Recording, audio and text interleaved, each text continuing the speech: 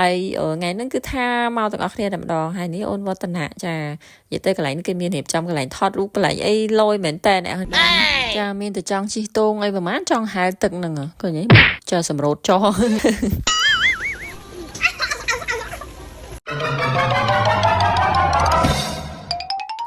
ចាថ្ងៃនេះដែរយើងបាននាំគ្នាមកលេងនៅរមណីយដ្ឋានណាណារីសតដែរបងប្អូននៅនេះទេសភាពស្អាតមែនតើហើយមកហូបឆ្ងាញ់ទៀតប៉ុន្តែនៅហ្នឹងខ្ញុំមិនដឹងម្ដុំគេហៅអីទេគ្រាន់ថាមកឆ្ងាយពីក្រុងដែរណា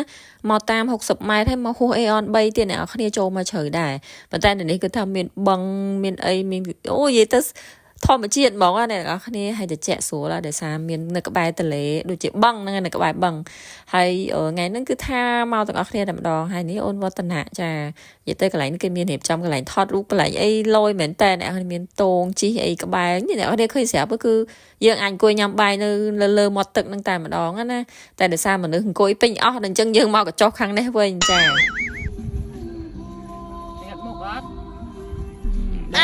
ចាមានតែចង់ជិះតូងអីប្រហែលចង់ហែលទឹកហ្នឹងឃើញទេចាសម្រូតចោ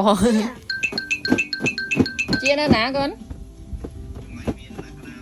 ឃ្លានដែរបងប្អូនអើយមកដល់ថ្ងៃត្រង់ម៉ោង12យើងហៅម្ហូបហៅអីតែនៅចាំគេប្រហែល1ម៉ោងដែរពួកអីមនុស្សឈរណោះម៉ោង1បានម្ហូបមកពួកអីមនុស្សច្រើនដែរបងប្អូនហើយមានបាញ់ឆាវមាននំគ្រក់មានម្ហូបខ្មែរច្រើនមានផ្អែមមានអីទៀត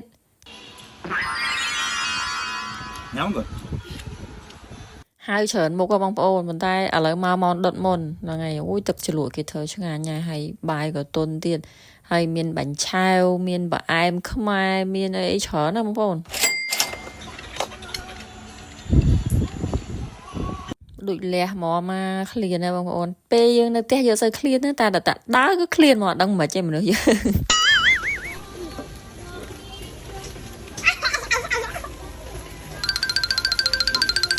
ហើយនេះក៏គេមានជាកង់ជាអីឲ្យជិះលេងអត់គិតលុយទេចង់ជិះដើរមើលជុំវិញហ្នឹងហើយគេមានចិញ្ចឹមសត្វមានចិញ្ចឹមអីច្រើនណាបងប្អូនហើយធំដែរឡើយហ្នឹងណាយើងមកដើរហត់ដែរហ្នឹងអញ្ចឹងត្រូវការជិះហើយគេដាក់យើងជិះ free ហ្មងរៀងក្តៅដែរមេឃប៉ុន្តែអត់មានអារម្មណ៍ថាក្តៅដោយសារមានខ្យល់ព្រោះនៅក្បែរទន្លេឥឡូវយើងចេញដំណើរទៅមើលកន្លែងគេឲ្យជិះម៉ូតូហើយមាន playground ទៀតក្នុងហ្នឹងហើយមានសត្វអូខេតើឡើងម៉ូតូហើយជា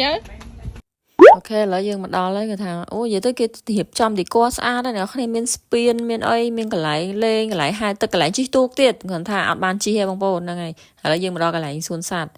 មានសត្វមាន់មានអីអញ្ចឹងណាទាអញ្ចឹងទៅបងប្អូនណាកន្លែងគេដាក់ក្នុងហ្នឹងឲ្យយើងមើលអញ្ចឹងណាតោខ្លាពស់ហ៎ហៅសត្វមកដាក់ហ្នឹងមើលចឹងបន្ទាប់ពីមើលសត្វមើលអីហើយគឺថាយើងត្រឡប់ទៅរកកង់យើងវិញហើយ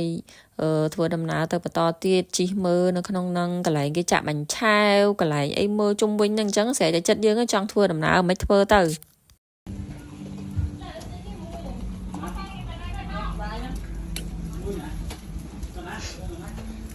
ដាក់កោតមួយពូហត់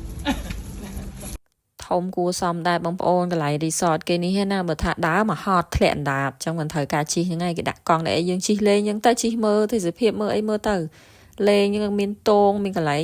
ទិញកន្លែងមូកកន្លែងឆ្វេងដៃនេះគេថាគេលក់ផ្អែមខ្មែរលក់អីភេសជ្ជៈកាហ្វេទៀតមានកាហ្វេទៀតហ្នឹងហើយចាអញ្ចឹងវីដេអូនេះចាប់ត្រឹមហ្នឹងហើយបងប្អូនអរគុណ